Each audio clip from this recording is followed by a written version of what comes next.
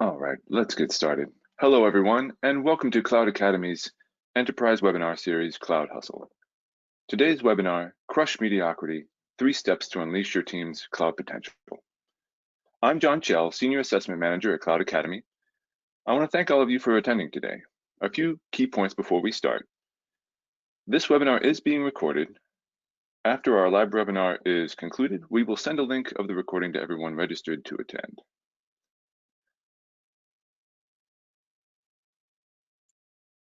With that, let me introduce my colleagues from Cloud Academy who are here with us today.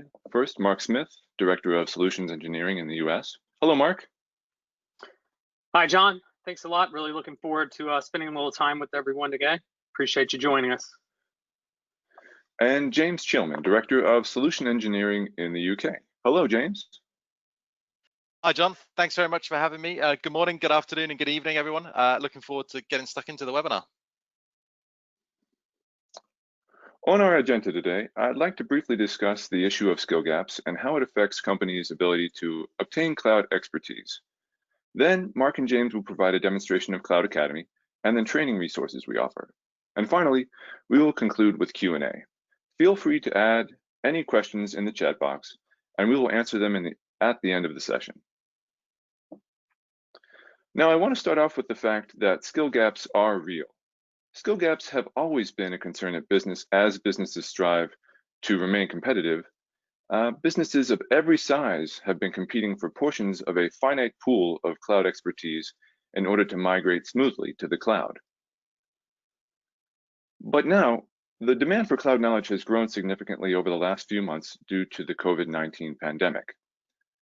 In early 2020, before the pandemic, over 90% of enterprise businesses were implementing a multi-cloud or a hybrid cloud strategy.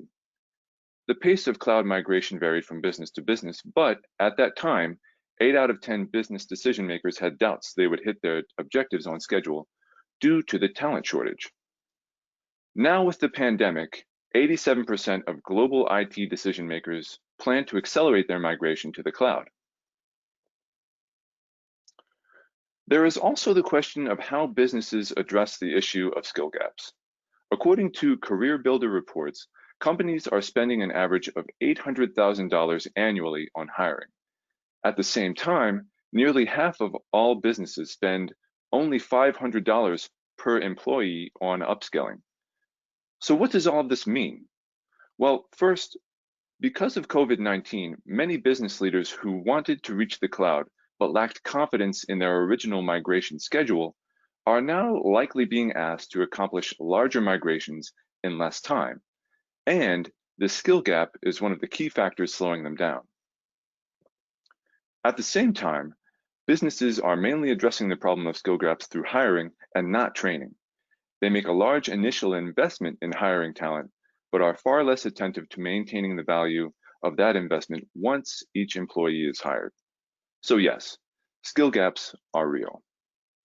With that, I'd like to hand over our presentation to Mark and James to show you how Cloud Academy can help you address the talent gap and have confidence in your cloud migration strategy through assessing, developing, and validating critical skills.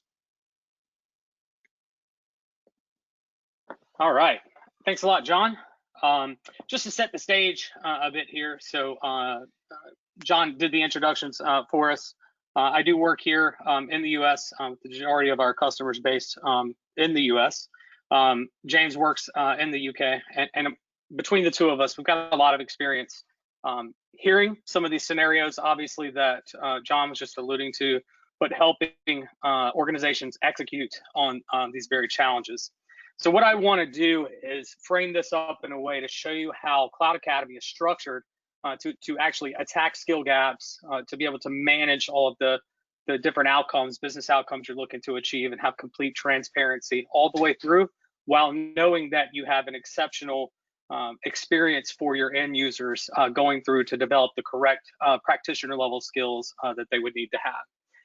Now, the way that this all starts is how we organize teams. Teams can be a number of different things. We hear a lot with certification-based initiatives. During the pandemic and a lot of reskilling and retooling, we've had a lot of teams organized by job roles. So being able to put people together to skill them up over time. Just know that teams are essentially a group of people who have similar skill sets, but more importantly, they've got the same skill objective. You're having them work together in a group collaboratively. The way licensing works with Cloud Academy is an account has an administrator. That administrator manages the licenses. They can make the teams, and we do something to help alleviate the burden from an admin to manage this all the way through by allowing you inside of that team to designate someone at the team manager level. While an admin has kind of super user capabilities, being able to assign assessments and training plans and view all the analytics and reporting for the entire organization, by designating an individual as a team manager for a team, you're allowing them to take control of the learning experience for their particular team. They're the ones who know where the skill gaps are. They're the ones who know what they need to be able to execute on. They're the ones that we ultimately want to enable to take the control of that learning experience. After you've created your team, the first thing that we want to do is to sit an assessment in front of them. What the assessment is just a way to get an accurate baseline of the skills that are present, but more importantly, what skill gaps there are. So you will align those gaps with the outcomes you look to achieve, and then look to assign training to attack those skill gaps. We do this a couple of different ways. There's some of the out-of-the-box assessments that we have available. So you'll see, once this pops up, you'll see that we have assessments on AWS, Azure, GCP, cloud fundamentals. We've got lab-based assessments. There's text assessments. What we actually do is, or what we actually found is that a text-based assessment is usually the best way to start, a really short, succinct assessment that's going to get you some of those skill gaps initially. These can be customized. John, who you heard from earlier, has a lot of experience helping organizations create custom assessments that's aligned to their particular skills and assigning skills to those so you can get them as well. Know that after the baseline assessment, they continue to be assessed in and through the platform, which we'll talk about here momentarily with skill profiles. After you've gone through an assessment, you get some data back on that. So if we look here at a pre-assessment on all three clouds, essentially what you're looking at is you're getting an idea of where that team is at holistically with their understanding and some of the core domains within those cloud platforms, and then where they're at from an understanding or proficiency level within the cloud platforms overall. If you drill down a bit further, you can actually look at the individuals and see how they're scoring. This is of particular importance if you're looking for any outliers. So if you had a team of 10 and one person was significantly behind, it doesn't mean that they can't have the same skill objective. They certainly can, but they may need something a little more fundamental that you put in front of them first before they catch up with the rest of the group. And that's okay. That's what we want to do. That's the whole point of the assessment feature, is to identify those things so you're not putting something in front of them that's not going to match up with where they're currently at. After you've actually looked at the assessment, go ahead, James. Yeah. This is where it gets really exciting here, isn't it? Because we're not just talking about testing theoretical knowledge. You know, we can go way above that and start to talk about that practical hands-on knowledge. So not just, you know, theoretical, can they answer questions about a platform? We can go way above that and start actually assessing them in those platforms. Exactly. I mean, and we've seen this together, and we've actually worked together on some of these where you start off with that text-based assessment. They go through a period of training, again, continually being assessed throughout that training plan. But then you could put one of those lab challenges in front of them afterwards to see how well they can perform that with no guidance. We've had numerous examples of people doing this to actually create a scenario where they have to pass these you know, practitioner level skill sets to be able to be turned over into a production environment. So all of this is able to be done safely in a secure environment within Cloud Academy, no risk, you know, to your production environment. But yeah, that's a great point. Okay, so you get your assessments, you look at the results. There's a couple of things that I'll mention here. We do look at this as a partnership with our customers. You are assigned a dedicated customer success manager, as well as someone from the solutions team like myself or James. What we can do is take a look at those assessment results and then help you start to prescribe the training to attack those skill gaps. The way we prescribe that training is through what we call training plans. Now, you'll hear me say learning paths later on. Learning paths are a collection of courses, quizzes, exams, hands-on labs, lab challenges, some different custom resources that may be available, but training plans are the mechanism that you use to actually assign those out with a due date. So if I go back into my team, and let's say I've gone through an assessment, what I can do from here is launch the initial training plan that is going to begin to build on those skills that I already wanted to achieve for the group.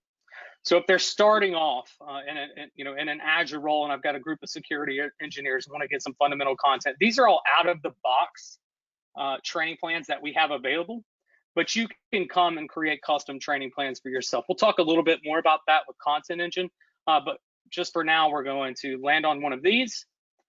Here, again, giving the team manager the ability to have some predictability into the skills that are on the team and how long it's going to take to get there. They know how much time people have to train, but they also know how important these objectives are. So what we do is give you the ability to kind of pick the amount of time that your team is going to be able to devote to this per week. So if I know that they need to have this done by the end of September, I can land on that, and you'll see it adjusts my due date, and it adjusts the amount of time per week that that team would have to spend on it. They're going to continue to get reporting back on this as well. And this, again, helps me create the accountability that I need. After I review, confirm, and assign, an email goes out to every member of that team telling them that the training plan has been assigned. Ultimately, they're going to get weekly emails with their status. The manager gets a consolidated email with the review for the entire team. There's the accountability that's been in. So at a minimum, once a week, they're going to be notified of where they're at on their training plan. So this isn't just an online solution where you make a content library available and then just hope people use it. We've got things in place to help you to be able to create that accountability factor, to have some predictability into the skills that exist, but more importantly, the skills that you're planning for to be able to execute on wherever you want to be, not just now, but 3 months from now, 6 months from now. And along those lines, what we built into training plans is the ability for you to go back. So if you know this is the first area you want them to focus on, and let's just say I want to go and we're multi-cloud, I want to put the same type of training in front of them for AWS, I could do the same process, confirm and assign. And what happens is it sequences that set of training plans for that team. So let me bounce back into that team one more time. Now, if a user is flowing through this training plan at a pretty rapid pace, they can flow into the next with zero interruption to the remainder of the team. So here you're able to look 3 months out, 6 months out, 9 months out. The transparency is really there for you to go and report up into C-suite level on where you're at currently with your training initiatives. And this allows you to really think long term. Within the training plan itself, yeah, go ahead, James, sorry. Mark, we speak to companies day in, day out that have these problems. They have the skill gaps in their organizations, and they need to go above and beyond just providing them with access to something, don't they? They need the way of making it accountable, ensuring users go through those, be it a certification pathway or something. They really need that mechanism to drive the users to do the training. And we've seen, a huge increase in training consumption through this. Yeah, exactly. I've been in the training industry for the better part of around 8 years now.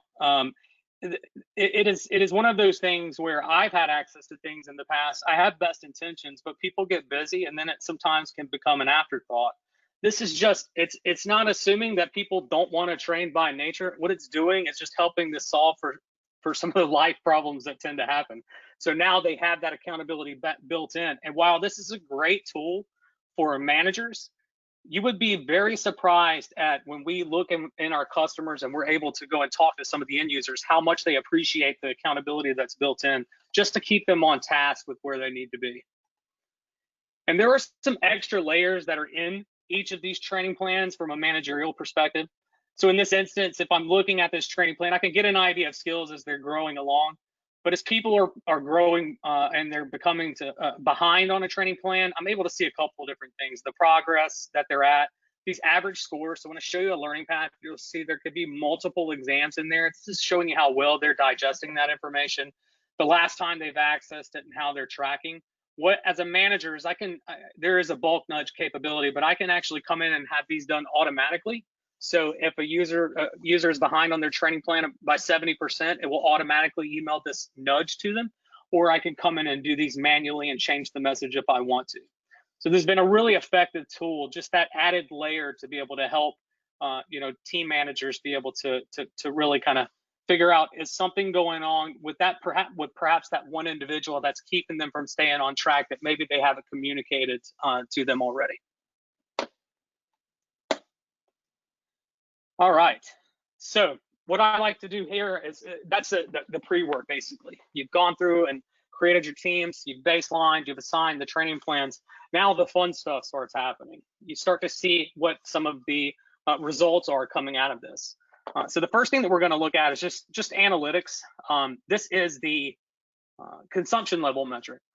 That's an important metric for you to be able to look at, with your actual teams and organizations.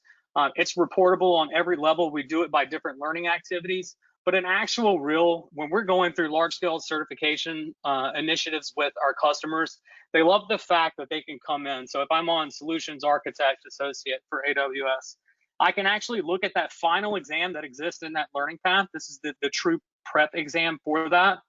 I can see how many people have taken it, how many times they've completed it, passed it, and what their last score was. This is important because we're not just asking the same questions. It's not a static exam. There are thousands, and testament to John and his team for the work that they do on this. There are thousands and thousands of questions that are built in pools that they're pulling from in each one of these. So we want them to go through and test multiple times. So if I'd seen one person that did it once and maybe got a 50, they're likely not ready for that voucher to go and take the test. Go in and do it a couple more times to make sure that you're really where you need to be before you go and sit down in front of this. This is really the feedback we've gotten from our end users all across the globe, is that these certification prep exams are such quality that it really is, in some cases, where ours feel harder than what they actually go and sit in for the regular exam, which I think is phenomenal.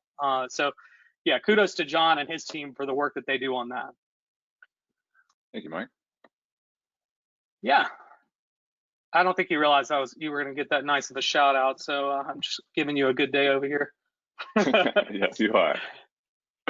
Yeah. All right, cool. So that's the consumption level metric. Now listen, I mentioned I've been in the training industry for the better part of 8 years now. I was doing instructor-led training before I came here, and one of the things I was consistently asked is, how can I know what my people are learning? It's really impossible to do that by sitting in just a classroom, getting some experience with a lab. But the majority of times, it was based on someone achieving a certification, and even still, you don't know until they're in a production environment. So what we've done, and what our Inspire team has worked on, is what we call skill profiles. Now, skill profiles are the ability to actually look at and validate. So this is I really get excited about this. This is a completely unique a product for Cloud Academy, where it's the ability for you, starting with the initial assessment, be it a text-based assessment or a lab-based, to build that initial skill profile for the individual, which subsequently feeds into the team and the organization. But they're continually assessed along the way. So this is an actual visualization of skills acquired, not just by watching a video or even just by taking a quiz or an exam, but actual hands-on validated labs in a real-world environment to see that they can successfully go and do that. These are practitioner level skills to where you're looking at this unit of measurement. You could be confident in what that person's ability is when you turn them over into a production environment. So I'm going to take just a moment to explain how this works. At this point, I'm at the admin level. Again, if I was a team manager, I'd only be able to see my team on here. This is impressive stuff to share up in C-suite levels when we sit in front of executives and present this as far as the return on investment. This is always something they love to see. Ultimately, I'm looking at the overall skill profiles for the entire organization on everything within Cloud Academy. So all cloud platforms, all domains, all concepts, software, and tools, and I can look at the individual users themselves. Where this becomes extremely effective is as you start to break it down by the cloud platforms. So when I go into AWS, you looked at the assessment before, there were some of those core domains. Here's the exhaustive list of all those domains. So at the organizational level, I can see where some of our strengths are, perhaps where some areas of opportunity are. But I can also come and look at the individuals, and this again is demonstrating what their proficiency level is. It's isolating just AWS overall. All domains, all services, AWS overall, this is their proficiency level. I can balance it out and look at teams as well. It defaults to the top 3 domains here to show me my skill growth rate. But it doesn't stop there. I can actually take it a step further. So security being top of mind, I can isolate the domain, security domain within AWS, and now I'm looking at our proficiency level in just that domain. And I've got a list of all the services here. Again, defaults to the top 3 services where we're most proficient. I can look at the individuals who are possessing the most relevant and proficient skills, practitioner level skills within that domain. They can help me choose the right services. I can put them on different consulting engagements, working on projects, training newer employees. Tons of ways that you can use this information, but it is extremely valuable to identify where the skills are present, and then some of the areas where you may want to focus. And I can even look at a specific service, for instance, and see, you know, who's got the most relevant experience there. And Mark, this is a fun one to talk about, James.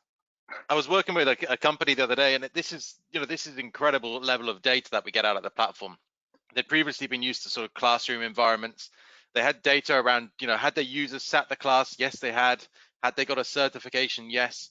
But, you know, these guys were consultants and they needed to be continuing that learning beyond that sort of classroom environment. So how could they truly validate that they still had the skills relevant for their job, you know, and they could send them out straight away on billable work and ensure they're able to do that?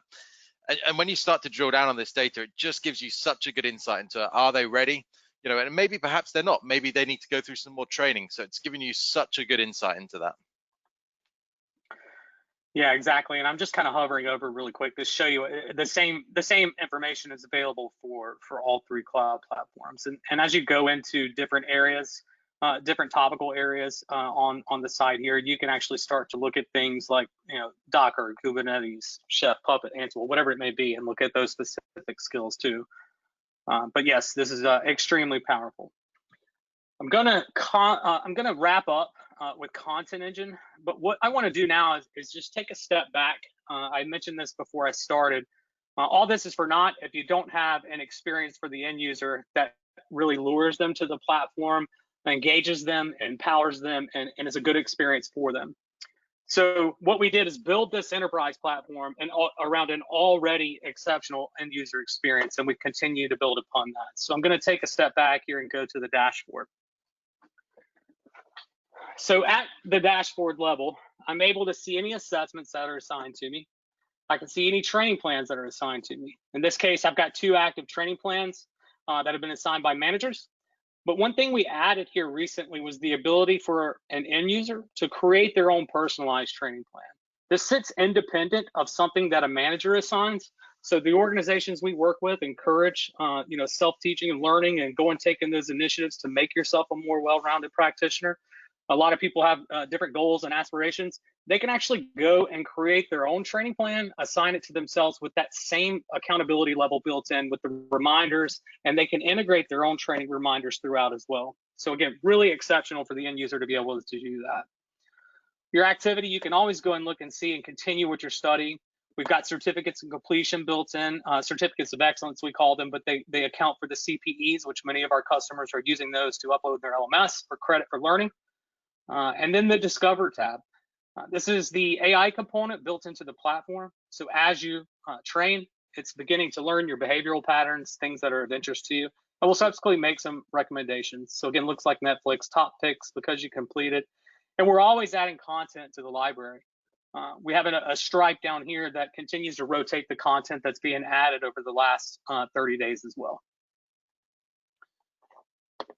We've got a mobile app. It's superb performance on the mobile app. It's available to everyone. They could download that, consume content offline. I'll mention that again here in a moment, but that certainly is there. And then I want you to be able to see another way that we're empowering individuals. This is the skill profile that you looked at for the manager level, but I'm looking now as my own, as an individual, at what my skill profile looks like. So I can actually come in and look and see where I rank as far as my understanding of all those same domains, and begin to look for areas where I might want to prove skill, or I might want to browse training to be able to be more proficient there, and be able to see in comparison where I'm kind of ranking against some of my colleagues as well. So again, extremely powerful for an end user to go in and have that same level view of their skill profile and really execute on the things that are most important for them to make themselves more valuable in the organization. And just for the record, Mark does rank above me in the current leaderboard within our organization. I have access to things to go in and change my own score, so that's the only reason why I changed. I knew there was something in there. All right, on the training library, a couple of things that I'll mention here. We are publishing, this is all public facing. You can actually look at and see the content that exists, but we show you the upcoming content that's available through a content roadmap, so you can see out through a quarter what's going to be there. We organize the training library by the major cloud platform providers first, and then we go into the different domains. So if I look at DevOps, for instance, this is going to pull up DevOps in theory with AWS, Azure, and GCP, but it's not going to stop there. It's going to pull up things that are important from instilling a DevOps culture, a methodology, all the tools that are available in the tool chain itself. This is it's going to be an exhaustive list of everything around the concept of DevOps. Same thing with programming and security. So it is cloud and emerging tech. We're not just looking at the cloud platform providers, but all the emerging tech that's surrounding that. I do want to go into an actual learning path to show you what it looks like. I'll actually go into a certification-based path here to give you a look. So here's that AWS Solutions Architect that I was speaking to before. Couple of things, you can send this directly to your phone to be able to consume that content through your phone and offline. That's a really great feature that our team added not too long ago. You can see the CPE credits that are over here, which will be printed on your certificate of excellence. You've got the difficulty level, the average duration. So this is the amount of time typically takes people to go through. CPEs are factored on the maximum amount of time if you complete all the labs, for the maximum time allotted, plus the cert exam at the end.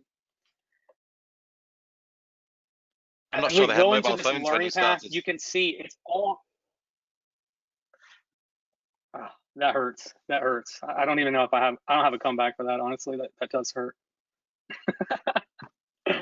So the learning path steps are organized in such a way. This is a very guided approach, walking you through this. So you get to go into the courses. You'll then get to put what you're learning into the courses, seeing some of the instructors go through demos, but you put it into practical hands-on experience with these labs. We've got access to some of the webinars that have been done in the past on particular topics. And you continue to do this all the way through until you get to your final practice exam.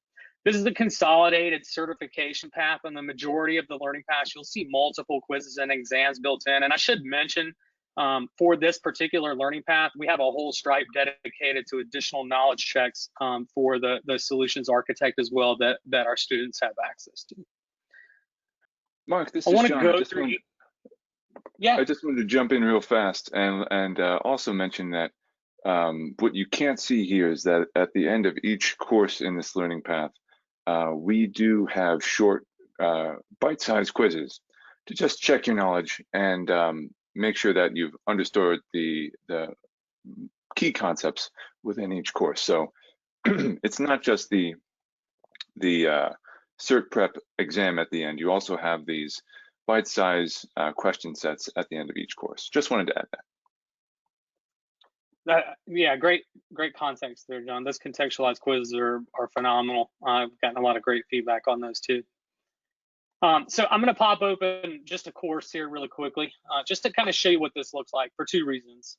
What we've learned over time is human behavior. I'm talking about myself here too, is that if I sit down and have an hour-long course to go through, that's pretty tough. We break it apart into modules for two reasons. One, It's easier to consume. It makes you feel like you're building some momentum as you go through these. But we also have a robust, there's the famous Stuart Scott, by the way, but we have a robust search function in our library. So if you do need some of that just-in-time learning, many of our consulting engagements, I have feedback reviews with them, and their employees are going in, they need something quick. They can search that in the library and have access to that learning just in time. So by breaking these apart in modules, it makes it easier to really focus in on what's most important at that time.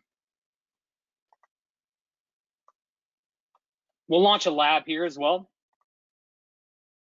This is in AWS. Keep in mind the UI is the same for Azure and GCP, with the exception that they're obviously in their respective consoles. So as I start this lab, what's happening is it's preparing my login credentials. So I'm actually going to copy the password here. As I open up the environment, see it takes me into AWS. And now I'm live in the AWS console under a student account to start this lab. So this is the guided lab. So screenshots even walking you through how to log in. If I go into this next step, what you're going to see is I actually go into the process of starting to create the EC2 instance. Screenshots walking the user through. When we're upskilling or reskilling, I should say, the companies we're working with, you're reskilling people that don't have that cloud first knowledge. They weren't born in the cloud. So James mentioned not having cell phones back. I was not born in the cloud. So these things were new. These were things that I needed to have some practice with to go in and do. We're giving them that practice to go through and feel comfortable. It's matching up against this instance. So they're going through having the screenshots. And then there's validation steps built in along the way. So we don't want them to go through this entire lab and then do a validation check at the end and see if something's wrong. We do the validation checks built in. It's a great experience for them, but also it prevents them just from clicking through. So you can go and make sure that people are actually doing this as they validate. It will either pass or fail, and they have the option to continue. At the very end, once it's submitted, it's done to check against that particular instance, and that feeds into their skill profile score. With our lab challenges, the difference is you've got to get from this point to this point with none of the screenshots. So that's where when James was talking about before on the assessment side, actually sitting one of those challenges in place in front of a student to see how well they can do that in a live environment, again, completely secure, and it's 100% provisioned and maintained by us with no risk to your environment or to your production environment, is a great way to get those practitioner level skills, which feed into their skill profile too. We've got playground labs that provide the same thing. So again, a lot of different ways to go in and actually actually utilize this to get the best experience possible. And Mark, we're not just providing users here with a sandbox environment, are we really? We're providing them something which is really tailored around the learning path and the course they're in at that moment in time. So it's really tailored to making sure they get the skills needed for that sort of learning path. The validation steps take it that one step further and make sure the users take the knowledge in. So going well above and beyond just providing access to a sandbox environment. Right. Exactly. They're building on each other. So when I get into my next lab, this will have already been completed. So it's like a story. You're going through the whole process, and they're building blocks on each other. That's the whole concept of the learning path itself. Yeah, which is a really exceptional experience. Last thing I want to show you is just the actual exam UI itself. This is the same UI for our assessments and quizzes too.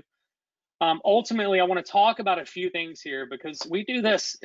Some of the things that go into these exams, aside from the work that John and his team put into making sure that these are really reflective of what you're going to see when you sit down for a certification. All of our exams, knowledge checks, quizzes look this way. And there are a lot of things that are built into them. I'm going to go through and just answer a few of these. You'll see they look like typical exam questions. Choose two, choose three, which of the following is not. But there's other things that are built into this. Our Inspire team has built-in behavioral patterns. So questions are weighted by beginner, intermediate, advanced.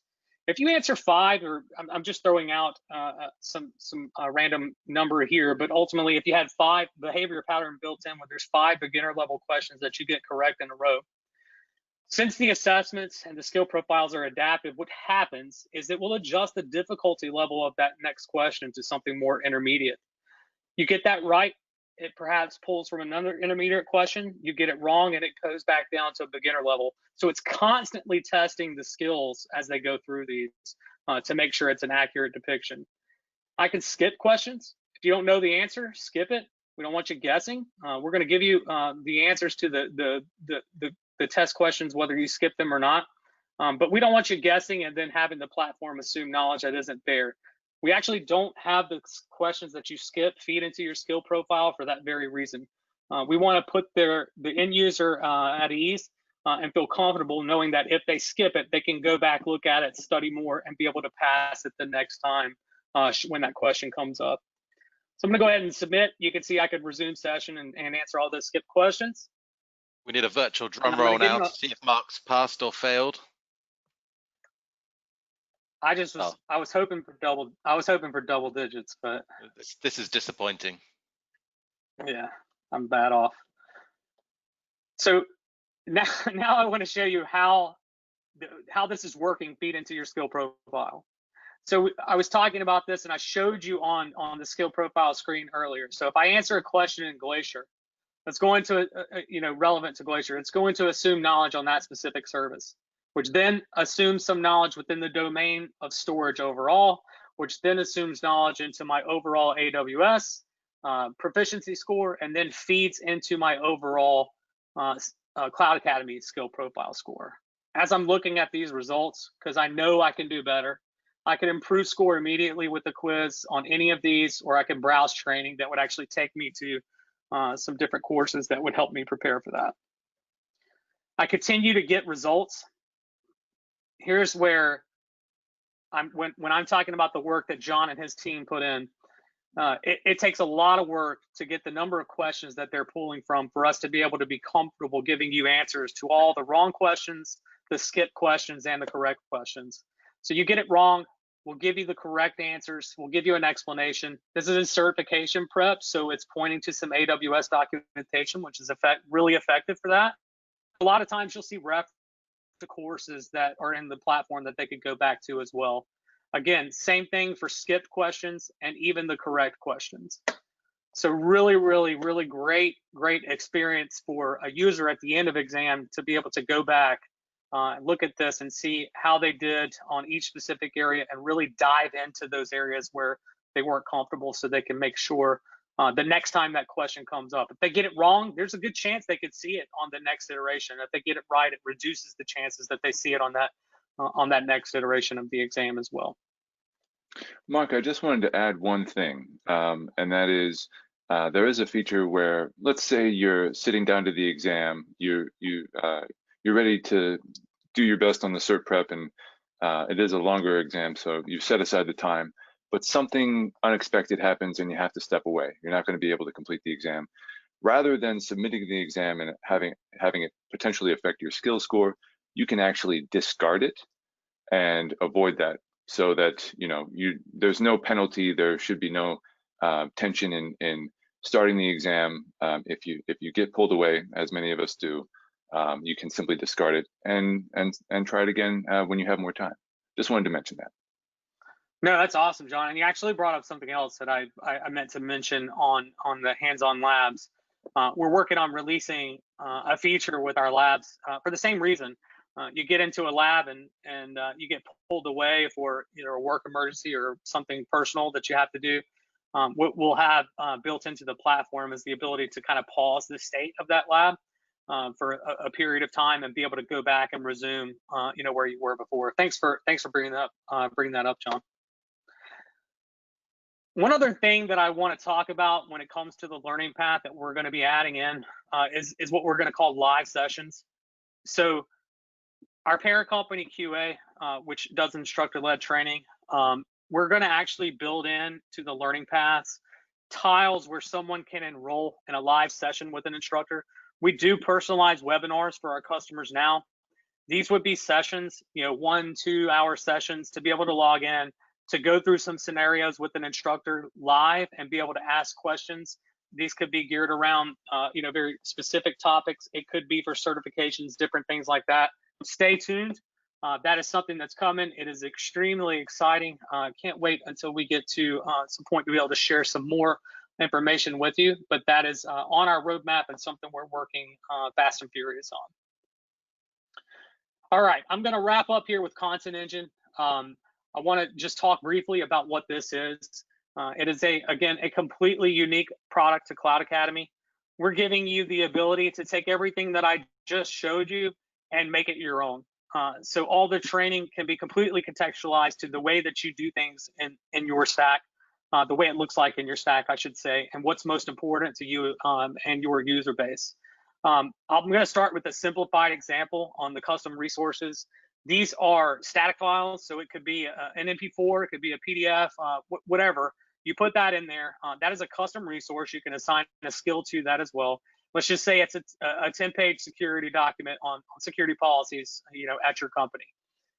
From here, what you could do is the user would go through and look at that and read it. You could create an exam after that to test, first of all, make sure they read it and that they understand it. So maybe you want to create, 5 to 10 questions on that and come up with an exam. Each of those questions, essentially, you've got access to the same tools that John is using in creating all the question exams for our customers. You can go in and create individual questions, weight the level of difficulty, assign a skill to it, feed that into the exam, set the amount of time, and that subsequently is going to populate a set of custom skills, which would build a profile for those custom areas for your organization as well. The Handson Labs, and I'd love to have James be able to talk a little bit about some of his experience with this too, but you have the ability to go in and actually customize all our Handson Labs. You could do your own labs from scratch, or you could simply come in and clone one that we have available.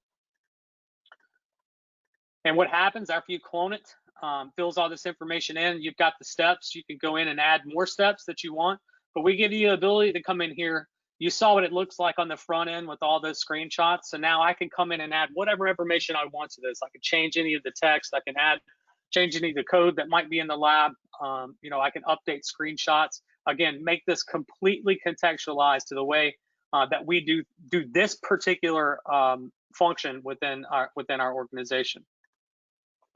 And Mark, I think this is where our jobs get quite exciting, really, because we start to talk about taking off-the-shelf learning experiences and really making it unique to an organization. So it could be anything from, let's put a company intro video at the beginning of one of these learning paths, let's say on cloud literacy.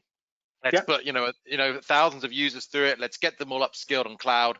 And then look, at the end of it, they get their own custom, personalized certificate. It can have the company name on at the end. They've gone through that basic cloud training and they're ready to go forward in their job. And then we've got things at the other end of the spectrum where we've got companies who come in and say, look, this is the certification pathway we need, and we can map it to content we have in our platform and perhaps content they already have existing in their organization. They can go away and build some really custom, questions and then build an exam on that and start to make the training really, aligned to what the users are going to be doing in their job. So not just training them on the generic sort of, Microsoft or, AWS exams. Let's actually make sure the training is going to prepare them to do their job that they've been hired to do. It could be something as well, like just putting a security policy in when they're talking about firewalls. What does my organization really need me to do when I create a firewall? What are the default rules that need to be assigned? It's a great way to start teaching people whilst they're doing that baseline learning. Yeah, exactly. This is next level, really exciting stuff when we're partnering with our customers to put these things into place. It's an exciting thing to be able to make it, not just out of the box, but completely contextualized to what they want their students to learn. I'm in a learning path now that I cloned. It fills all the information out. I can change any of that. But ultimately, to James's point, if I've gone through and added some of that custom content, but there's also things that aren't applicable, I could take things out of this learning path. But in your example, James, if we take the custom resource that I put into place, and I want to put that into the learning path. I want to add my exam after that, which is going to follow that directly. And then I've got a hands-on lab that I customize I want to put in too.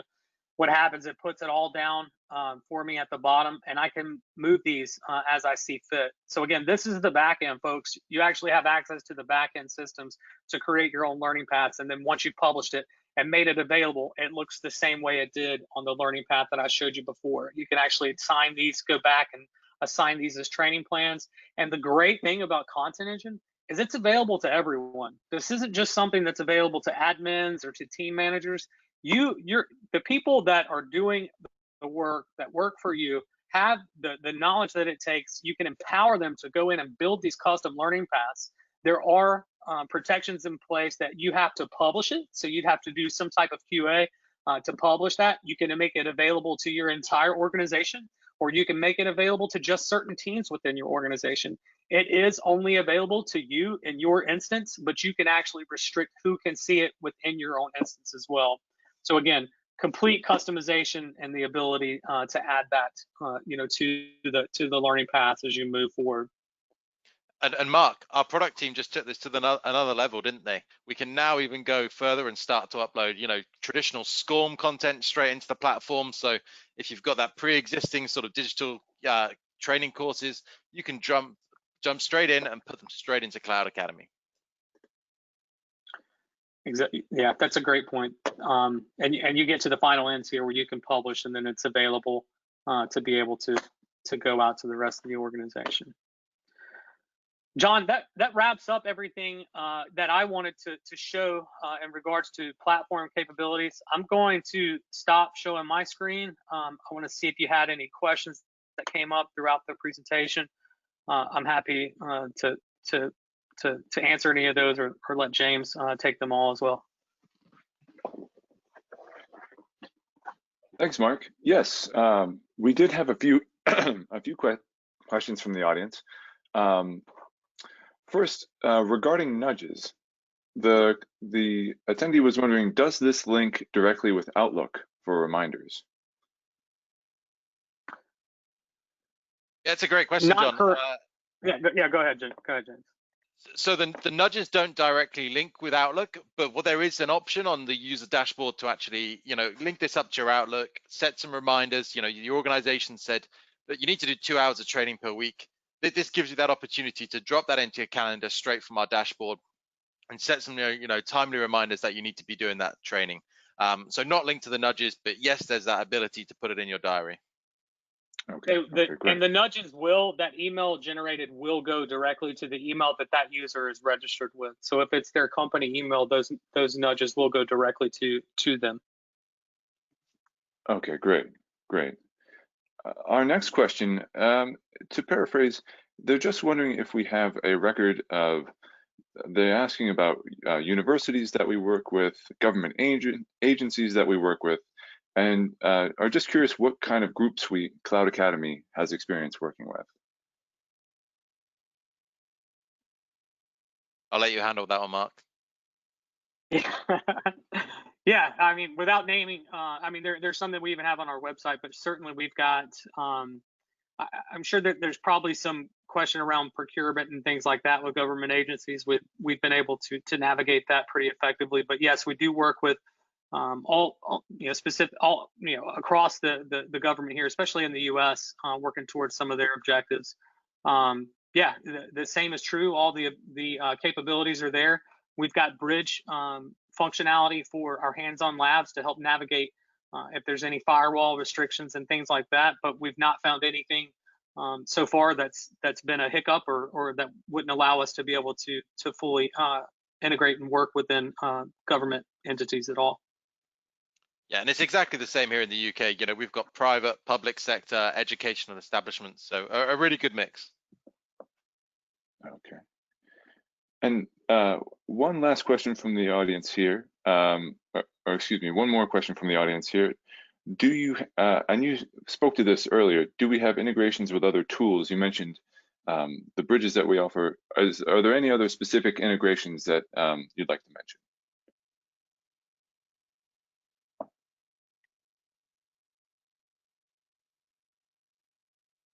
We've got there specific out of the box integrations. There's public APIs you can call on for different things. For the user that is or the person that's asking that question, it is depending on the tools, we can see what's available as far as the APIs that we have to be able to do those specific integrations, but would love to learn more specifically about it.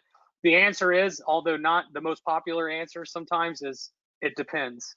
So we can definitely get into those discussions with you and align on what's needed, and be able to effectively kind of navigate what's going to be an acceptable solution for you. It may require some engineering work on our side. The great thing about that is I've seen us be able to really work within the requirements of our customer. You get that partnership level where we pull in the members of the product team and our engineering team that need to get it done, and they make it happen. So yeah, it depends, but I'm confident that we can help you out, whatever that may be. All right. One additional question here: how many people usually go on a training plan? It's a really good question, John, and I'll try and cover that briefly. I think one of the things that we probably should touch on very quickly is we have a fantastic team of customer success managers, both in the States and here in the UK, and they're really there to sort of guide the customers on this journey. So one of their key goals is basically to get as many people onto those training plans as possible. How do we align the training to the organization's needs? How do we map it out and make sure those users are consuming content in the platform? So I don't have a number, but definitely we try and get as many people as possible onto training plans. Yeah, we want, there's two-part answer to this, right? On training plans, we would love to see 100% of users on training plans. If I'm hearing the question correctly, I just want to kind of peel back the layers a little bit here. Within a team and the number of people on a training plan, on a specific training plan within that team, we want it to be manageable. So we do have some best practices that our customer success team can work with you on, but we've got training plans with literally hundreds of people on there in the same team. But the structure of it is such that there's team managers that are able to manage that at scale, along with partnering with our CS. So pulling from those best practices, we can make that work specifically for whatever your requirements are. Great, thank you, Mark and James. That appears to be the last question from the audience today, so that concludes today's presentation. One final note, a post-webinar survey will pop up at the end of the session. Please take a few moments to provide your feedback on today's presentation. This webinar has been recorded, and we will send out links to the recording to everyone who has registered as soon as it is available. And, hey, John, one other thing that I wanted to mention before you close it out. Sure.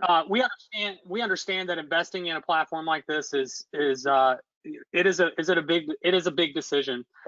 If you are interested and you would like to participate in trialing our enterprise product, I lead a lot of these trials that we do. James does as well. We would love to have you reach out in that survey. There'll be some information to see if that's something you're interested in.